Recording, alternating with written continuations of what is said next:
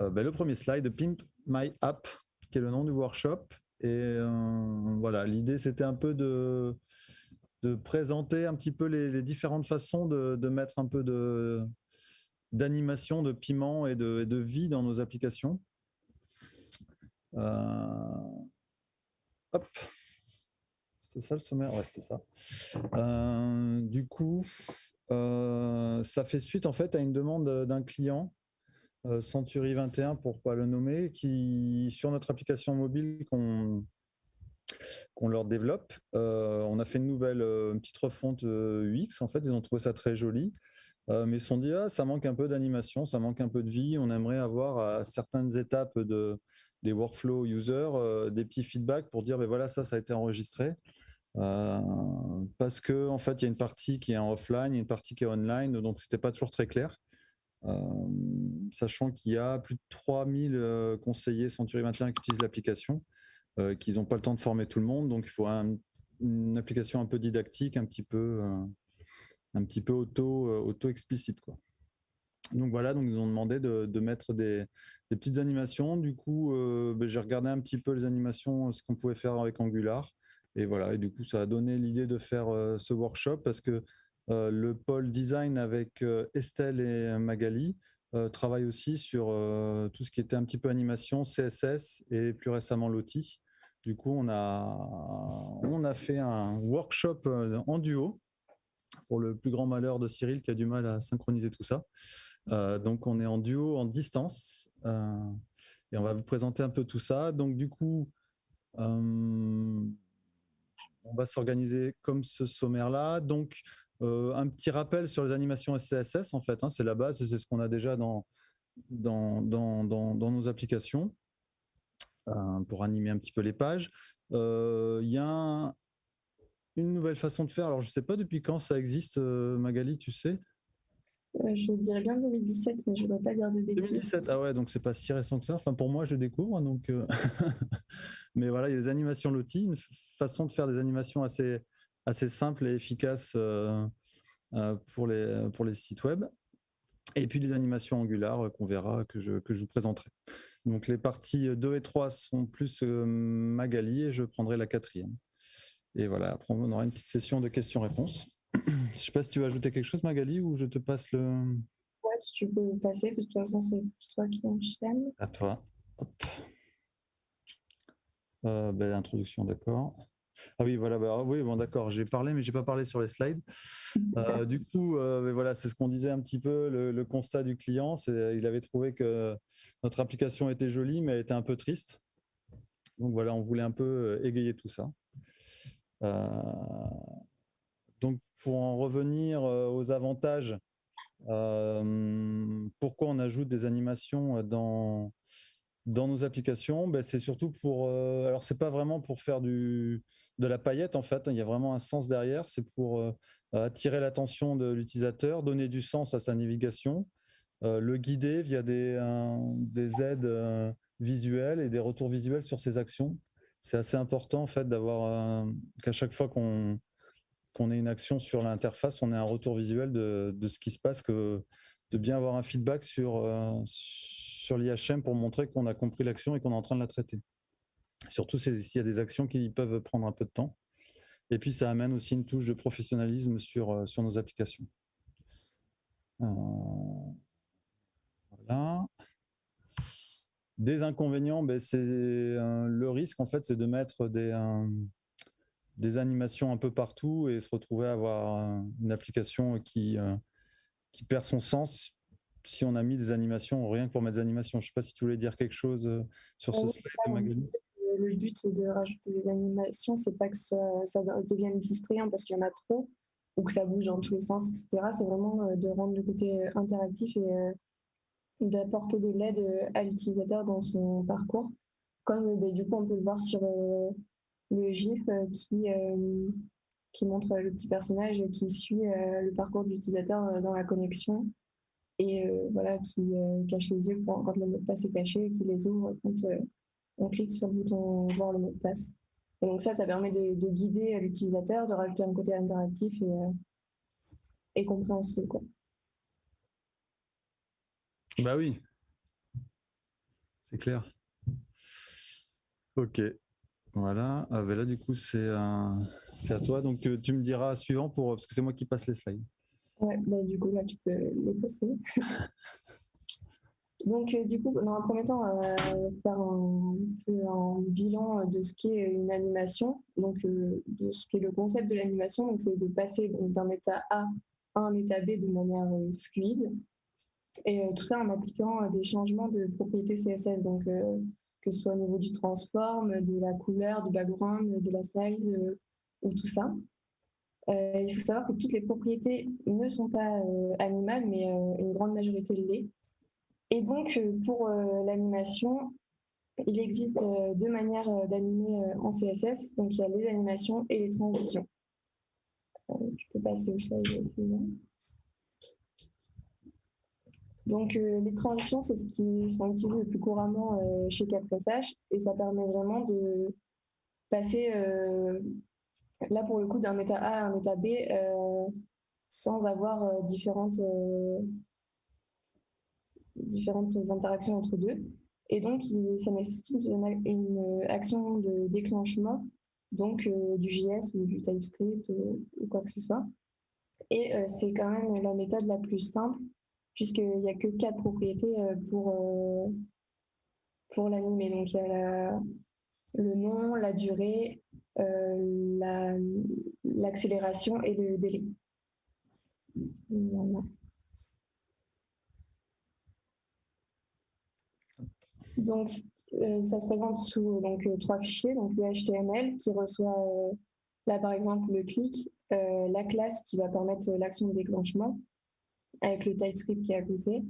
Et ensuite, le CSS donc, qui applique quand la classe run transition est mise, on passe avec la transition transform, on passe du transform de l'un à l'autre.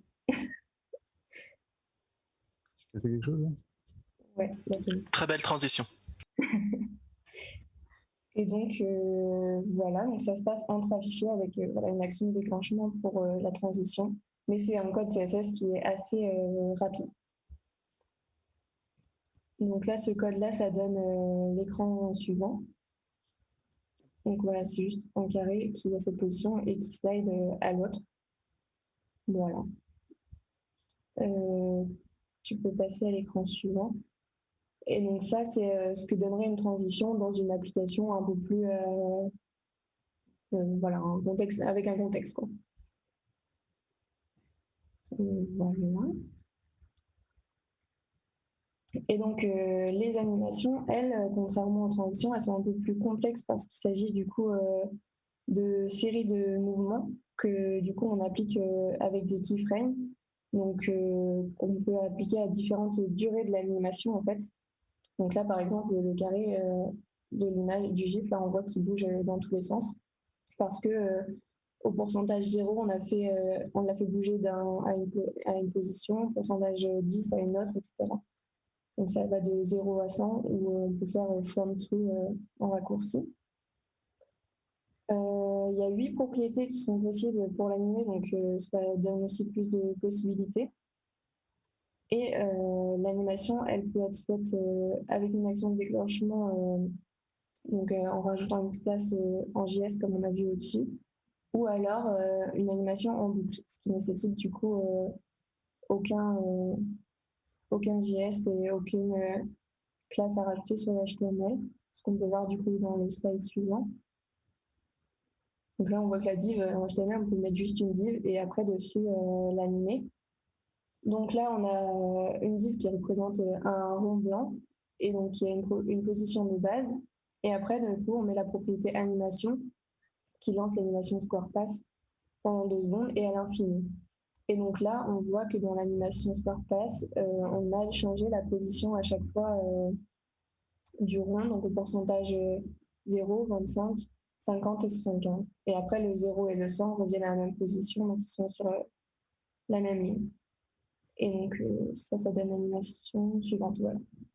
Et donc là, il n'y a aucune action de déclenchement. Donc, ce qu'on peut voir sur un site web, par exemple, une petite animation qui est là sur le côté ou quoi, ou comme le personnage tout à l'heure, etc. Voilà. Et ce qui donnerait du coup dans une application commune, voilà, avec plusieurs étapes pour l'update là. Voilà. Donc, plusieurs étapes d'animation. Ça, c'est les différentes accélérations qu'on peut mettre donc, dans la timing function, dans la propriété timing function. Donc, on peut l'utiliser à la fois dans les transitions et dans les animations. Donc, il y a ease in, ease out, linéaire et les qubits si on veut les basics si on veut les personnaliser. Ça, c'est juste pour avoir un retour assez visuel de savoir comment utiliser les accélérations. Ça permet de donner à nos animations un côté plus réaliste parce que finalement, on ne fait jamais un mouvement de manière linéaire. Par exemple, une balle qui tombe, elle accélère à la fin, etc. Voilà.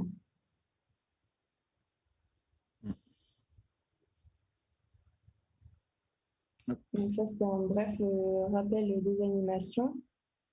Rappel, oui, voilà. Et donc là, on va passer sur le Meet, du coup, pour faire la démo de Arcade. Donc, c'était une animation enfin, une transition du coup qu'on a mis en place il n'y a pas longtemps. Donc, je ne sais pas si vous voyez bien mon écran. On va dire que oui, parce que moi, je ne vois plus. Ouais, c'est bon. Ok, merci. Donc là, j'ai enlevé les transitions du coup. Alors oui, donc ça, c'est des classes qui sont appliquées donc, par le JS qui est ici, qui s'applique du coup ici avec un ngClass. Donc sur mes différents blocs. Donc j'ai enlevé les transitions pour vous montrer en fait ce que ça donnerait sans transition. Je sais pas si c'est passé. Hop.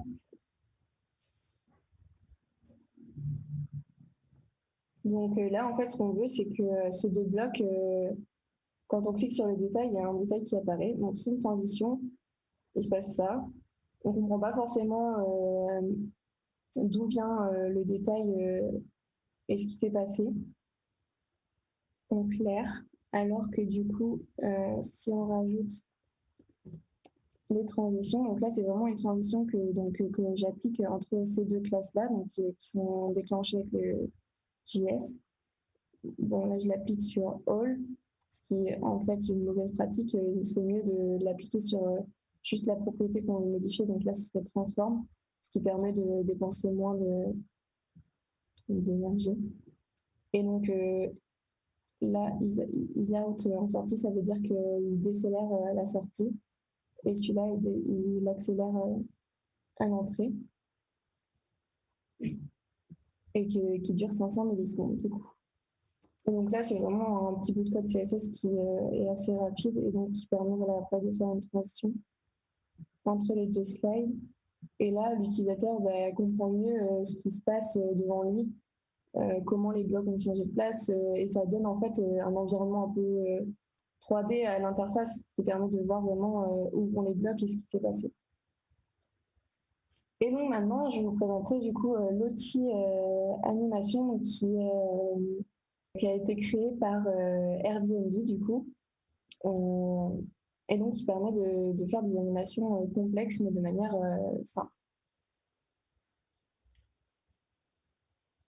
Donc pour faire déjà un bilan de ce qui est utilisé aujourd'hui à 4SH, c'est qu'on utilise classiquement des animations CSS, mais encore qu'on le fait très peu parce que c'est assez complexe et lourd pour finalement, si on veut des animations voilà, complexes. Animation SVG de même. Donc sinon, on passe souvent par les GIFs ou la vidéo. Voilà, c'est tout. Les GIFs qu'on construit via Photoshop ou After Effects. Et après, qu'on importe dans le projet. Et la raison de la vieille dame sur le côté, c'est les gifs en fait, c'est ça? C'est que maintenant, l'outil, c'est des outils bien Sauf 2019, les gifs animés. Ah, ça, c'est aujourd'hui. Voilà. Et donc voilà, donc l'outil qu'on peut trouver via l'URL l'outilfile.com. Donc ça marche comment? Donc ça marche avec des animations After Effects. Donc le designer il peut créer une animation sur After Effects. Ensuite avec du coup l'extension l'outil qu'on applique à After, ça permet de générer un fichier JSON et ensuite ce fichier JSON on peut l'importer donc dans beaucoup de types de développement dont Angular, Android, iOS, Cordova, tout ça, donc des moyens qu'on utilise beaucoup chez 4SH. Et donc, ce qui permet d'intégrer facilement des applications qu'on fait sur After Effects. Ce qui donne beaucoup plus de liberté de création, de facilité, puisque sur After Effects, c'est plus simple que de passer par toutes les étapes, et puis on peut importer facilement des illustrations qu'on a faites avant sur Illustrator, etc. Ensuite, tout ce qu'on fait, c'est aussi modifiable en plus en ligne en cas d'erreur et tout, donc ça permet d'avoir un update assez facile. Et voilà, je sais plus trop. Bon, après, je pense que ça va venir après le reste. Donc ça, c'est voilà, c'est un exemple qu'on peut faire. Donc ça, c'est l'exemple qui est sur leur site. C'est un exemple d'animation qu'on peut faire avec After Effects et l'outil assez facilement. Et donc voilà, ça permet de faire des trucs assez pro, assez classe pour nos applications. Donc ça, c'est un exemple d'animation qu'il y avait sur BCLM, enfin, qu'il y a toujours. Et c'est des animations qui ont été faites donc avec des GIFs. Et en fait, à chaque fois qu'on veut faire une modification, etc., il faut repasser par After Effects, régénérer un GIF. Et encore que c'est hyper galère parce que After Effects ne permet pas de générer des GIFs avec des fonds transparents, donc il faut le remettre dans Photoshop et tout, donc c'est assez bordélique. Donc c'est assez long. Alors qu'aujourd'hui, avec l'outil, on peut faire le même type d'animation, que après, le fichier JSON, il est converti en animation SVG. Donc on peut facilement retrouver la classe dans le HTML, CSS pour le positionner où on veut et tout comme un élément de DOM normal. Et du coup, ça pèse beaucoup moins lourd qu'un GIF ou une vidéo ou quoi que ce soit, et ça permet une meilleure qualité. Voilà. Donc comment ça marche? Voilà, donc ça c'est l'animation qu'on a créée sur C21. Donc là c'est l'animation créée dans After Effects. Donc c'est qui est la première étape. On va revenir sur les différentes étapes après. Donc après la deuxième étape c'est l'export JSON via le plugin du coup After Effects. Donc il y a le lien du plugin à télécharger avec le lien en bas. La troisième étape, c'est qu'on peut faire sur l'outil, on peut avoir une preview de notre animation. On peut changer le fond, la vitesse. Tout est modifiable une fois le fichier JSON importé, ce qui fait que si on a fait des erreurs ou si on a besoin de faire une modification assez rapide, tout est possible. Et puis ça permet de vérifier également que l'animation qu'on a faite fonctionne comme il faut et qu'on puisse ensuite l'envoyer au développeur.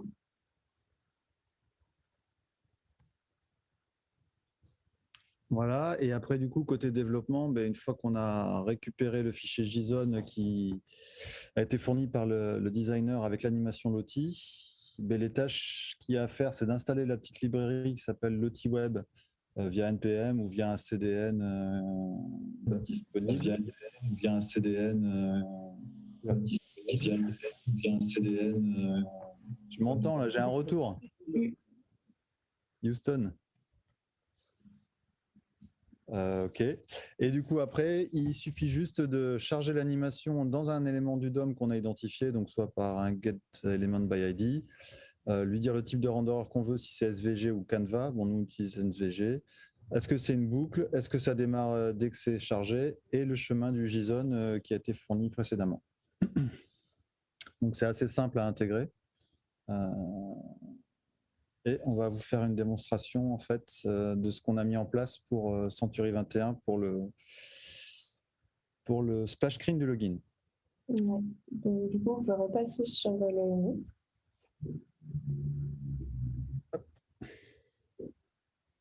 C'est toujours moi qui suis là.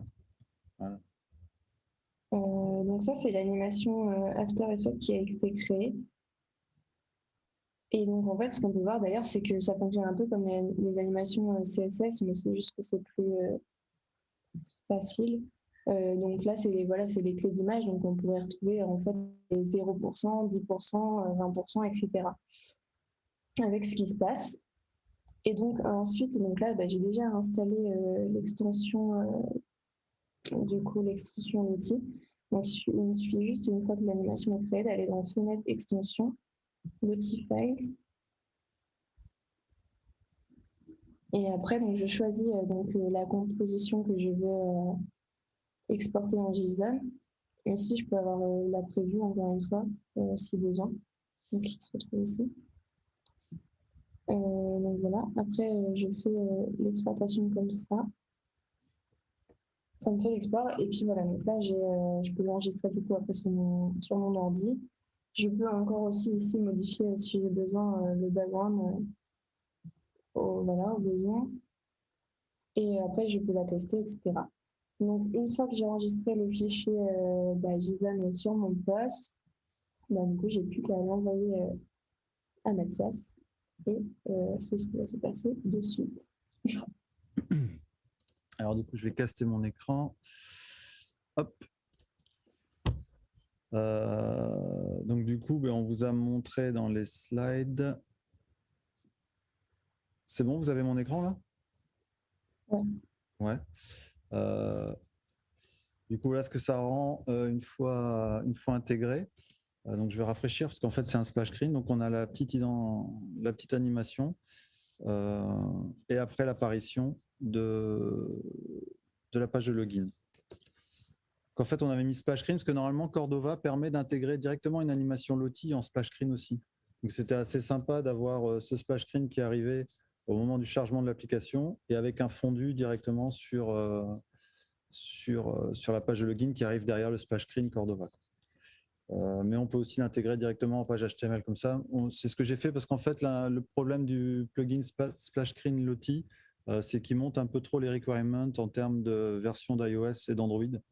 Et Century 21 ne souhaitait pas monter en CEO en fait ces requirements. Je crois que c'était iOS 11 ou 11 je crois. Et comme c'est les téléphones déconseillés, on ne va pas les contrôler sur les versions d'OS qu'ils ont sur leur système.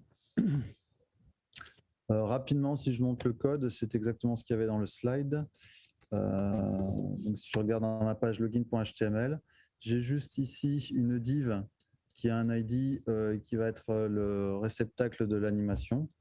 Et dans le contrôleur, en fait, je charge l'animation dans ma div qui a été définie et je donne le chemin vers le splash screen JSON qui m'a été donné par Magali.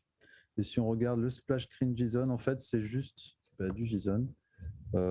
C'est un langage de description propre à l'outil en fait. C'est pas du SVG, ça y ressemble, mais voilà. Donc c'est leur propre langage de description des animations. Donc ça c'est la partie où on a besoin d'un designer pour avoir notre animation Lottie. Ce qu'il faut voir aussi, c'est que Lottie fournissent plein d'animations déjà toutes prêtes et gratuites, ou voire payantes.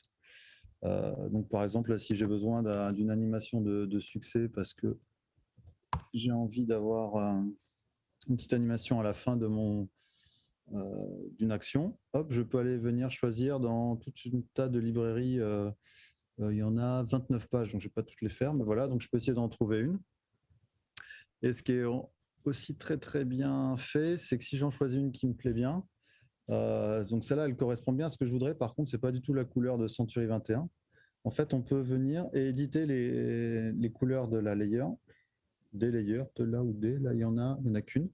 Et donc là, je pourrais dire, tiens, je vais changer le vert par. Alors, mince, je n'ai pas mon piqueur de couleurs. Normalement, on fait ça avec directement la bonne couleur. Hop. Ouais, je ne sais pas trop où est le beige Century. Ouais, on va dire que c'est un truc comme ça. Hop, j'update. Et là, du coup, j'ai mon animation qui va être à la couleur de de mon site et je peux télécharger le JSON qui va bien. Et donc, c'est ce qu'on a fait. Si je fais une petite démonstration ici, donc là, c'était la nouvelle partie, en fait, c'est le live R1 pour l'application Century 21. Où en fait, on a un petit workflow comme ça où les conseillers commencent à décrire leur bien. Hop, ils choisissent le nombre de pièces. Bon, ça dépend des typologies de workflow. Il peut y avoir de 1 à 4 écrans. Et à la fin, en fait, ils font terminer. Et là, en fait, le live R1, en fait, l'entité qu'ils viennent de créer, est enregistrée localement sur le téléphone. Donc, c'est ce qu'on avait fait sans animation, en fait. Et c'est là où ils ont dit, ouais, c'est un peu dommage parce qu'ils ne comprennent pas trop. On arrivait directement brutalement sur cette page-là. Donc, on passait d'un workflow beige avec du suivant précédent à une page comme ça avec des onglets et tout ça. Et ce n'était pas très animé. Donc, c'est là où on a mis une petite animation Lottie pour dire, voilà, c'est bien, ton enregistrement est OK et c'est enregistré dans le local storage.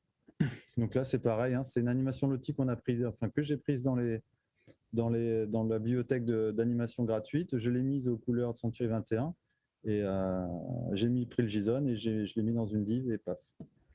Donc c'est très simple à utiliser. Ça met un petit truc sympa à la fin d'un workflow utilisateur. Donc voilà pour les animations Lottie. Je ne sais pas si vous avez des questions directement ou si on en parlera après. Ouais, moi j'ai une question, Mathias, sur le splash screen, donc sur le premier exemple. En fait, là vous avez, parce que si j'ai bien suivi l'artefact là, C21, il y a eu l'animation et après il s'est déplacé en haut. Ouais. Bon, alors après, en fait, du coup, vous avez fait un mix entre les deux, c'est ça, parce que oui. Un mix entre Lottie et une animation standard. Ouais, en fait, ça c'était la page de login originelle en fait, où il y avait ce logo-là qui était là en haut. En fait, j'ai dit à Magali, je demande à Magali, ce serait sympa d'animer le logo et qu'ils viennent se placer, d'avoir une animation qui fasse la fusion avec ce logo-là, quoi. Donc du coup, si on regarde, en fait, il y a plein écran l'animation Lottie qui arrive.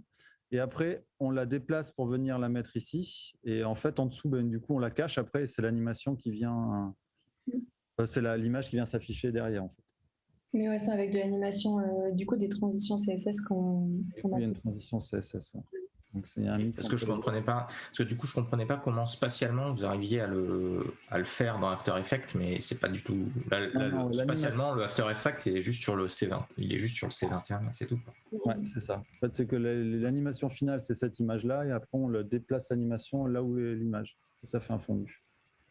Et en fait, on a dans la librairie, si je vous montre un peu plus dans le détail, c'est vrai que j'en ai pas parlé. Hop. Mais en fait, on a des listeners sur l'animation et on peut être au courant de quand est-ce qu'est terminée l'animation en fait. Et quand l'animation est terminée, je mets un booléen et après avec des ngIf, je cache et je montre la page de login. Voilà, donc là, il y a des ngClass. Ici, ngClass animation complete. Et c'est là où on a un transform qui permet d'afficher la page de login. Tout à fait.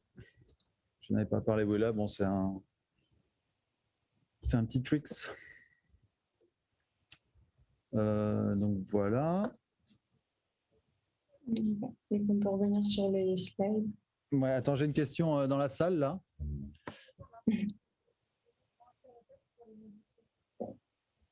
Ah, ça c'est une question pour Magali. Est-ce qu'on peut importer des JSON qu'on a déjà fait dans After Effects pour les modifier?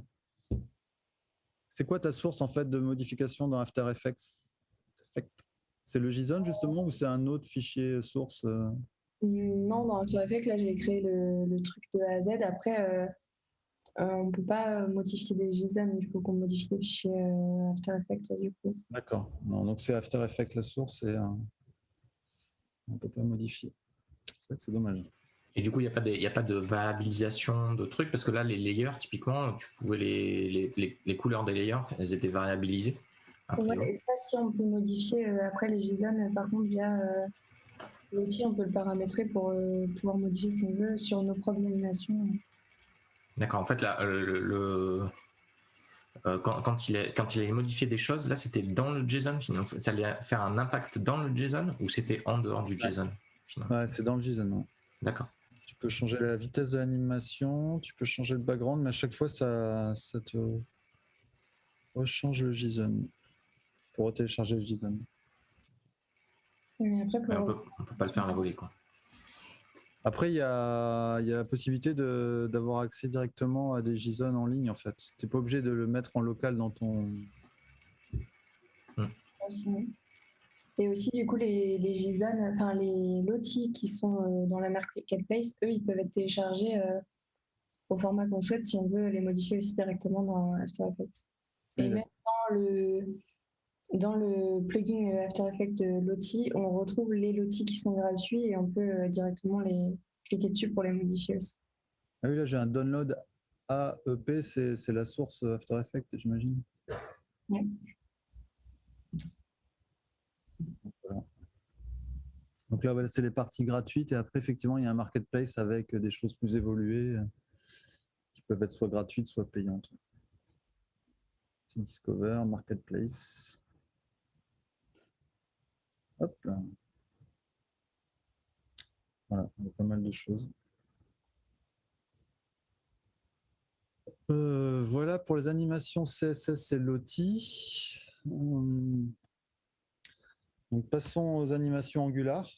Donc on a vu qu'on pouvait faire des animations du DOM avec des CSS. On peut faire des animations avec aussi Lottie. Et il y a aussi un module dans Angular qui permet de définir des animations en JavaScript. Alors ça peut faire un peu peur. La syntaxe est de prime abord un peu complexe, mais en fait, quand on a compris les concepts, ça s'utilise assez bien. Donc, c'est un module à part d'Angular qu'il faut activer, qui s'appelle Angular Animation. Donc, il faut le récupérer et l'activer. Ça s'appuie sur l'API Web Animation, qui est une norme qui est en cours de validation.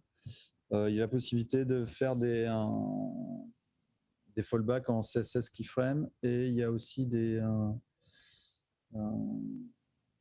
mince, j'ai oublié le terme.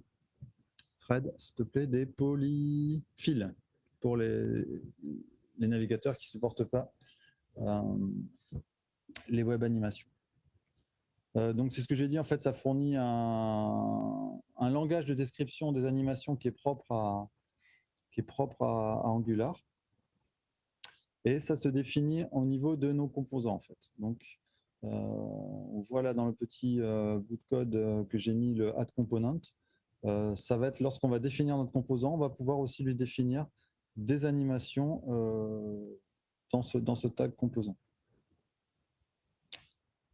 Donc l'avantage de faire, pourquoi faire des animations dans Angular, on a un peu plus de souplesse que dans le CSS. Donc dans le CSS, on ferait des ng classes, enfin d'ajout de classes sur des événements JavaScript. Là, du coup, on a directement la main, on peut changer les états et on peut aller un peu plus loin dans le contrôle de notre animation. Et l'inconvénient, du coup, il y a une complexité qui est inhérente à la description dans du code d'animation, plutôt que ce qu'on a vu avant, comme par exemple des outils comme Lottie. Voilà. Donc, les concepts du DSL, enfin du langage de description, c'est qu'on va, dans un premier temps, définir des états de nos composants, en fait. Alors, quand je dis composant, c'est pas forcément le composant Angular, ça peut être aussi le composant, enfin, c'est surtout le composant dans notre DOM, en fait. On va dire que, par exemple, mon bouton a un état. Donc, on surprend l'exemple sur les petites images. Je peux avoir un état open qui va me définir des styles. Je veux une hauteur de 200 pixels, une opacité à 1 et une couleur à jaune. Et un état fermé qui va réduire la taille, mettre une opacité à 0,5 et un fond d'écran à vert. Ce ne sont pas des exemples très, très pertinents. Je les ai pris sur la doc Angular. Donc voilà. Et du coup, on va définir ça. On va dire mon état open. Voilà les styles que je veux avoir quand mon élément du DOM est dans cet état-là. Voilà, on fera la même chose avec close. On peut mettre ce qu'on veut en fait. Ici, le state, c'est vraiment une chaîne de caractères. On fait attention quand on définit nos styles, il faut soit avoir une notation camel case, soit protégé par des codes, parce que c'est du JSON en fait. Du coup, les notations de type dash avec background-color. Donc, je vais venir ici, je vais définir tous mes états et les styles que je veux associer à mes états. Du coup, une fois que j'ai ça, je vais venir définir des transitions. Et je vais dire, quand je vais passer de l'état open à l'état closed, je veux une animation qui va durer 1 seconde. Et donc, du coup, je vais avoir mes propriétés que j'ai définies, mes propriétés de style que j'ai définies dans mon état open, qui vont s'animer et passer de l'état des attributs style de open à close pendant 1 seconde. Et je peux faire pareil, définir des transitions dans l'autre sens, donc close vers open.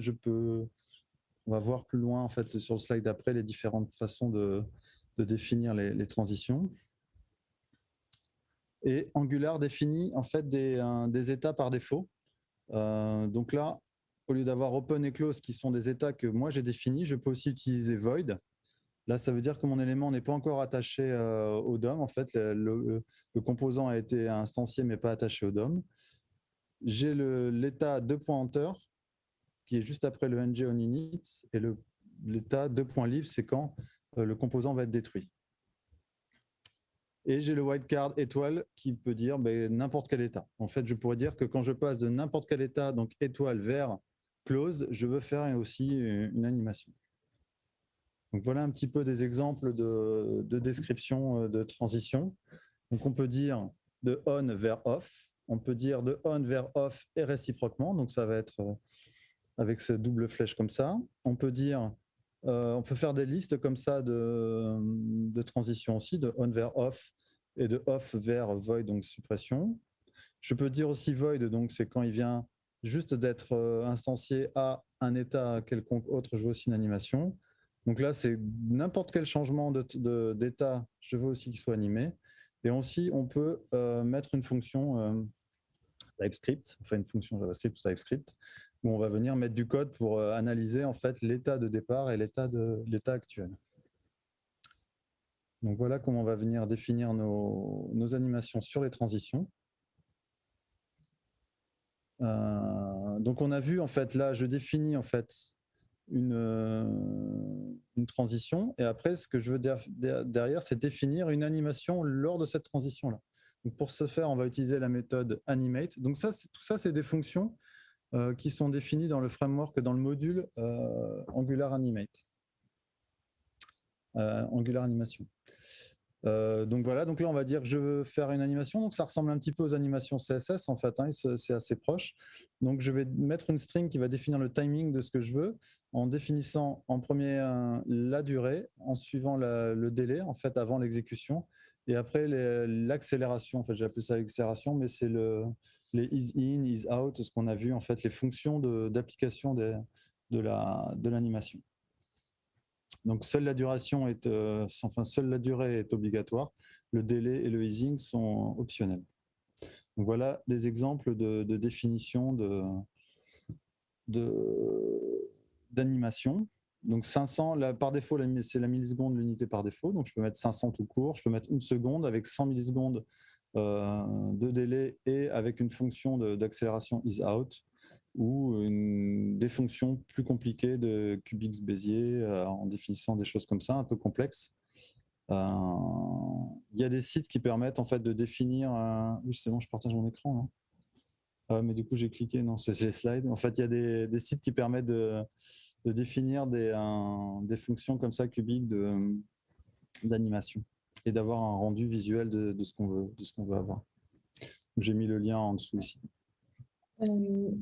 D'ailleurs, je te coupe aussi vite fait, mais quand on fait des animations CSS, donc je ne sais pas si c'est pareil en animation Angular, mais dans l'inspecteur Chrome, on peut voir du coup l'animation apparaître dans l'onglet animation et on peut du coup aussi tracer notre courbe de Bézier pour qu'elle corresponde plus au rythme qu'on veut. C'est vrai. On peut les ralentir aussi si on veut la débugger ou voir ce qui se passe. Etc. Hop. Donc là, on a vu qu'on a défini des états, on a défini des transitions, on a défini des animations entre le passage de deux transitions. Et maintenant, il va falloir dire sur quoi on veut déclencher l'animation, en fait. Donc du coup, on va venir sur notre template HTML définir un trigger. Donc ça va être juste un nom qu'on va mettre sur notre élément DOM, en fait. Donc un @triggerName. Et éventuellement, lui donner à ce trigger name un état, en fait. C'est comme ça qu'on va venir mettre l'état sur notre composant du DOM, sur notre élément du DOM, et pouvoir le changer, en fait, avec des directives Angular. Donc là, si je mets la totalité de la commande, c'est je définis mon trigger. Donc là, mon trigger, ça va être open close. Donc ici, je vais avoir sur ma div un @open close pour dire voilà, c'est vraiment cette div-là qui va être concernée par mon animation. Le reste de la page HTML ne sera pas concerné. Je vais définir mes états. Soit il est open et je mets mes éléments de style, soit il est close et des transitions pour dire voilà, quand je passe de open à close, ce qu'on a vu, je vais définir une animation. Et après, je vais pouvoir changer dynamiquement l'état de mon composant avec du code Angular qu'on connaît bien. Donc voilà comment ça fonctionne. Et après, ça va être le framework qui va s'occuper de faire tous les keyframes, toutes les étapes entre les deux changements d'état, en fait, entre le open et le close. Voilà. Et en live démo, il y a Ping qui devait venir, mais je crois qu'elle a annulé, je ne sais pas. Cyril, tu confirmes? Donc, je vais faire la démo tout seul. Alors, hop. Donc, du coup, qu'est-ce qu'on avait mis comme animation comme ça? On a mis des petites choses. Alors, si je reviens sur... là, je reviens sur le mythe, en fait. Je ne sais pas si vous avez suivi. Hop. Non, ici. Voilà, en fait là, du coup, cette entité que le conseiller est en train d'éditer n'est disponible pour l'instant que sur son téléphone. Ça n'a pas été envoyé au serveur parce que pour envoyer au serveur, il faut saisir le contact et l'adresse. D'accord ? Et du coup, il fallait préciser ça un petit peu, donc lui rappeler qu'en fait, ces données sont sauvegardées sur le téléphone, mais qu'il ne peut pas l'envoyer tant qu'il n'a pas saisi ces deux informations-là. Et donc, du coup, on s'est dit, bon, ben, on va mettre un post-it pour lui dire, attention, tu ne peux pas envoyer les données serveur, mais on voulait un peu l'animer, le rendre visible. Et du coup, quand je clique ici, pour l'instant, hop, il n'y a rien qui apparaît. Et puis cette div, du coup, j'ai mis une petite animation qui fait que ça arrive. Je ne sais pas si c'est très visible. Voilà, clac, pour montrer qu'il y a une petite alerte au niveau de ces données. Il ne pourra pas les envoyer tant qu'il n'aura pas saisi ces deux informations-là. Donc ça, comment c'est fait? C'est ce qu'on a vu. Donc c'est dans Home, page.ts. Donc j'ai défini une animation sur mon sélecteur de Home, hop, qui va utiliser comme trigger info. Donc en fait, si je vais voir dans ma home page, je vais avoir un @trigger ici, hop, ma div là. Il y a un trigger info. Je n'ai pas défini les états en fait, parce que j'utilise les états définis par Angular par défaut. Donc je mets juste ce trigger là, @info, et je sais que mon animation va s'appliquer que sur cette div là. Et hop, du coup, qu'est-ce que j'ai fait ici? Je lui ai dit que quand il était rajouté dans le DOM, donc quand il passait de void à n'importe quel autre état, je voulais une transition qui allait utiliser une animation que j'ai définie ailleurs en fait dans une autre fonction, mais c'est un peu ce qu'on a vu tout à l'heure. Je vais utiliser l'animation info-animation. Du coup, cette info-animation, en fait, elle va définir un style avec une opacité et un translate de -150 pour être transparente et cachée sous la page, en fait. Et l'animation va me faire apparaître ma div avec un timing. Donc ici, j'utilise des paramètres, en fait, puisque c'est une fonction paramétrée. Parce que je la réutilise à d'autres endroits avec différents paramètres. Mais du coup, là, je lui demande en 400 millisecondes avec un délai de 1 seconde. voilà, de me faire apparaître, de m'appliquer ce style-là, qui va être un translate de Y de 0, donc revenir à sa place initiale et avec une opacité de 1. Donc juste en faisant ça, hop, si je fais un pomme R, on voit qu'en fait, quand j'arrive sur ma page, hop, j'ai ma petite div qui se soulève comme ça. Qu'est-ce qu'on a mis d'autre? Bon, après, on a mis toutes les autres animations. En fait, là, c'est pareil. Quand je navigue, en fait, j'ai mes pages qui s'affichent comme ça. Donc, les parties à droite ont une animation qui vient de la droite et les parties à gauche ont une animation qui vient de la gauche. Bon, c'est pas tout à fait terminé sur la home. On voulait que ça revienne d'en dessous. Mais du coup, comme ça, on verra un petit peu les différents éléments. Voilà, qu'on a mis. On a mis des animations aussi là sur la barre du dessous. Et il faut aussi qu'on mette des petites animations sur le changement d'onglet. Là, il voulait aussi qu'il y ait un slide sur cette petite barre d'onglet. Donc ça reste aussi à faire. Voilà. Voilà pour les animations Angular. Est-ce que j'oublie quelque chose? J'ai pas l'impression. Hop. Bah, c'est tout pour nous, je pense. Magali, tu veux rajouter quelque chose? Non, c'était bon. Ouais, moi, j'ai une question. On pose les questions sur Zoom, c'est ça? Ouais. Ok. Merci pour la présentation, hyper instructif. Du coup, moi, si j'ai bien compris, j'ai été voir la page Lottie, donc ils disent que c'est 600% d'économie en termes de taille par rapport à un GIF. Donc ça me semble hyper alléchant. Nous, on a des grosses problématiques de taille d'application mobile parce que c'est un critère hyper important pour télécharger une application, une mise à jour. Du coup, la taille de l'application mobile. Et en fait, on voit que la plus grosse proportion de l'appli mobile, c'est les GIFs en fait, qu'on a incorporés dans l'appli. Ah oui. Donc en fait, je me dis peut-être qu'on pourrait encore baisser notre taille d'appli en remplaçant les GIFs par Lottie. Du coup, la question, c'est est-ce qu'en fait, avec Lottie, on peut vraiment faire la même chose qu'avec un GIF, ou est-ce qu'il y a des limitations? Et la deuxième partie de la question, c'est justement sur les plateformes, faire de l'hybride, de l'appli mobile hybride. Est-ce qu'il y a peut-être des requirements, comme tu disais, sur iOS ou Android qui font que tu peux peut-être pas utiliser Lottie par rapport à un GIF à partir d'une certaine version, etc. Voilà, double question. Merci. Pour la première partie, du coup, je l'ai oublié. Mais oui, du coup, les GIFs, on peut...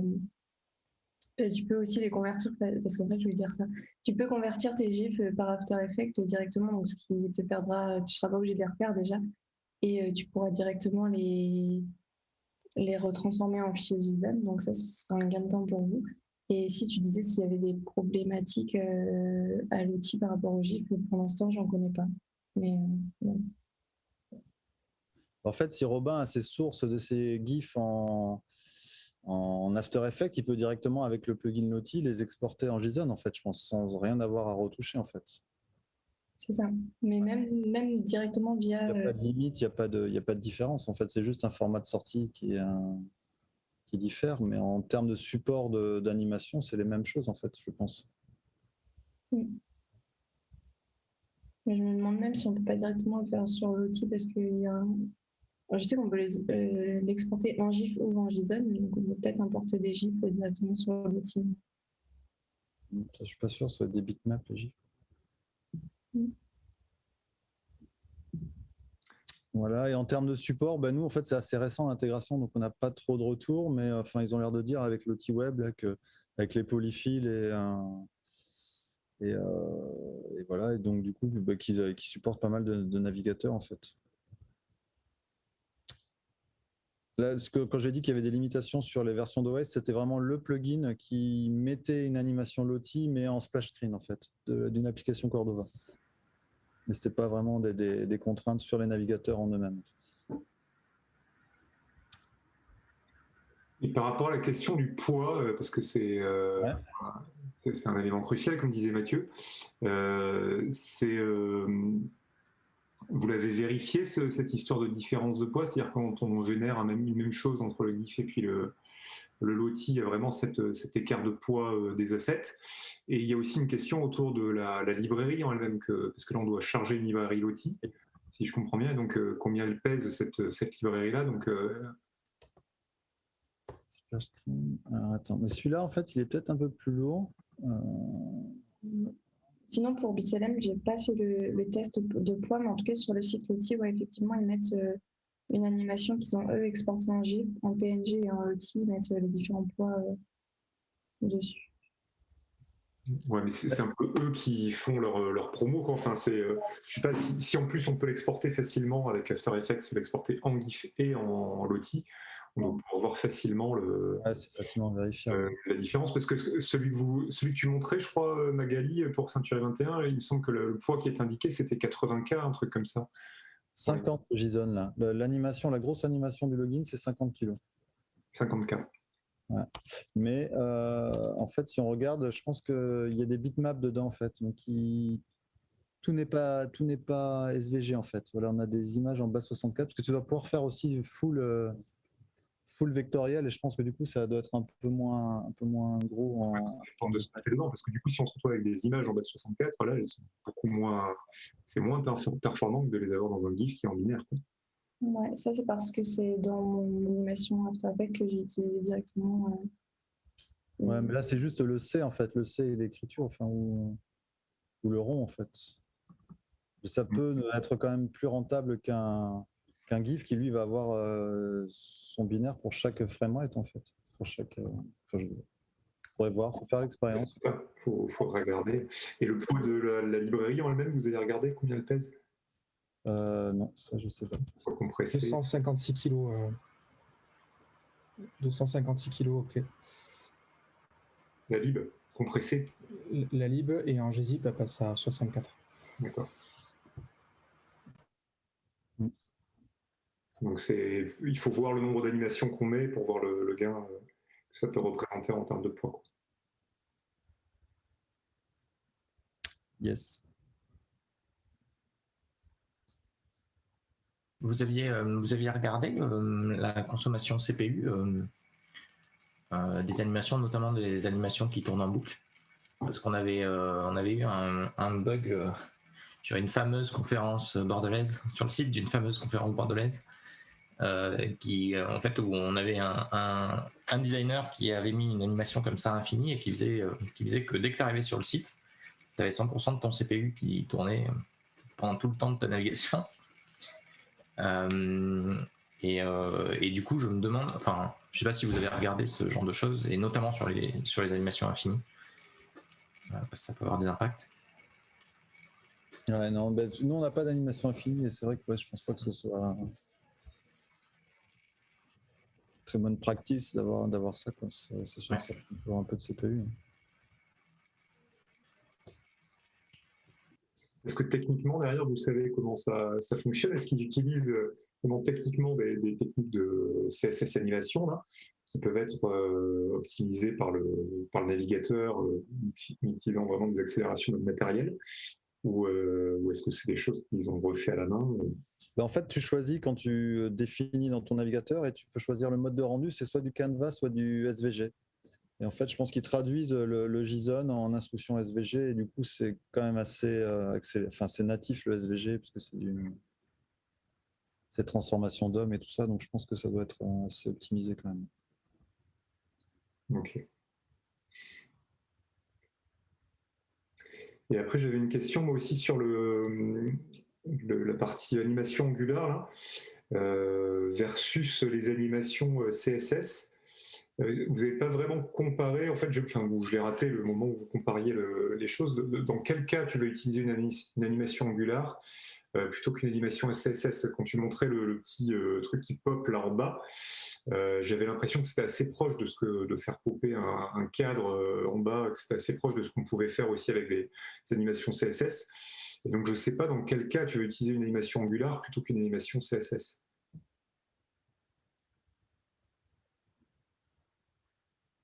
C'est une bonne question, je ne sais pas. Quand tu n'as pas de designer sous la main. Non, mais Non, mais normalement, c'est quand tu veux contrôler un peu plus. Surtout pour le login, en fait, ça faisait du sens parce que tu vois, j'ai mis un listener sur la fin de l'animation pour pouvoir après séquencer avec d'autres choses. Donc là, c'était plus du code. Mais c'est vrai que pour la pop-up, on aurait pu le faire en animation CSS. Ouais.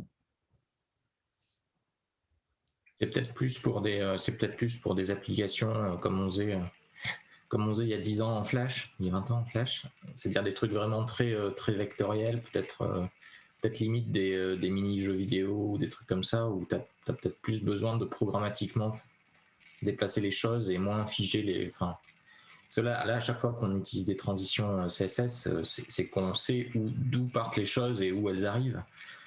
Sur une application un peu plus... jeu vidéo, c'est plus l'utilisateur qui choisit où vont les choses. Et c'est plus dans des cas comme ça que je vois une plus-value. Par contre, sur une application de gestion, clairement, je pense que se cantonner à des transitions CSS, c'est quand même peut-être déjà le plus standard et sûrement le plus simple aussi. C'est peut-être des choses à définir d'ailleurs dans le groupe de travail pour conclure, c'est bien ça, de Animate for You, All Design. Tu peux peut-être en parler un peu mieux que moi, Magali? Un peu mieux. Du coup, il y a Estelle et moi, mais on a plein de choses qu'on aimerait faire et découvrir pour rajouter plus d'animation dans nos applications à 4SH, parce que j'espère qu'avec ce workshop, on a pu montrer que ça pouvait être utile et aussi rendre des applis plus pro. Et donc, c'est aussi, oui, ça marche en équipe, quoi. Ça marche avec des designers, des UX et des devs. Donc, voilà. C'est peut-être au terme de cette équipe aussi qu'on pourrait définir quand est-ce qu'on fait du CSS, quand est-ce qu'on fait du Lottie, quand est-ce qu'on fait de l'Angular. C'est ça, et aussi savoir utiliser, convertir nous des applications, enfin des animations qu'on peut trouver à droite à gauche sur Internet, savoir quel est le meilleur moyen de les ajouter dans nos applications. Et tout ça, c'est à l'aide d'un développeur aussi qu'on peut le faire.